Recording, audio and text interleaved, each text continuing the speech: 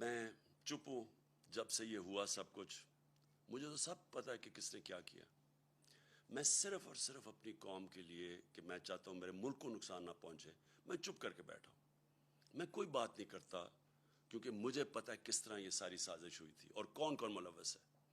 میں نے ایک ٹیپ بھی ایک ویڈیو بنائی ہوئی ہے, محفوظ جگہ پہ رکھی ہے کہ اگر مجھے کچھ ہوتا ہے تو وہ بھی پبلک کو پتہ چلے گا کہ کون کون کیریکٹرز نے کیا کیا کیا ہے. یہ جو ملک کو, اس ملک سے جو اتنی بڑی غداری کی ہے وہ کس کس نے کی ہے.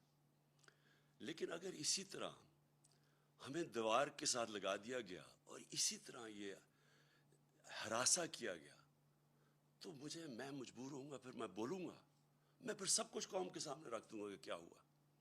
یہ جو لاہور کا, یہ جو اس وقت پنجاب کا الیکشن ہو رہا ہے, جو حرکتیں کی جا رہی ہیں وہاں, پہلے تو مجھے یہ بتائیں کہ اس کا یہ حمزہ شریف یہ 2.25 مہینے سے اس کا فیصلہ کیوں نہیں جلدی ہوا.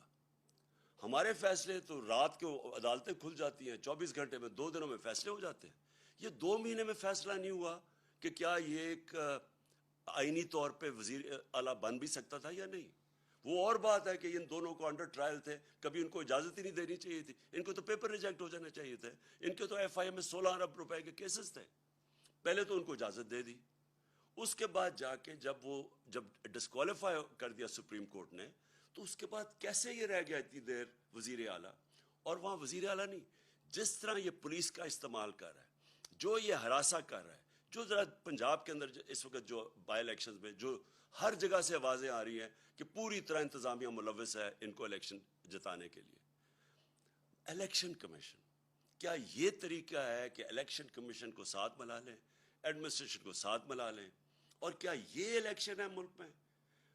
جو سندھ کا لوکل گورنمنٹ الیکشن ہوا ہے, ذرا صرف تفتیش کریں انڈیپینڈنٹ لوگ جا کے کہ اندرون سندھ میں ہوا کیا ہے. 15% لوگوں نے کیوں نہیں کھڑے ہوئے. 15% لوگ کھڑے ہی نہیں ہوئے, آن اپوز جیت گئے. پتہ تو چلوائیں کہ کیسے پولیس کا استعمال, کتنوں کے اوپر ایف آئی آرز کٹوائیں, کیسے دہشت پھیلائی وہاں. تو یہ تو کوئی جمہوریت نہیں ہے.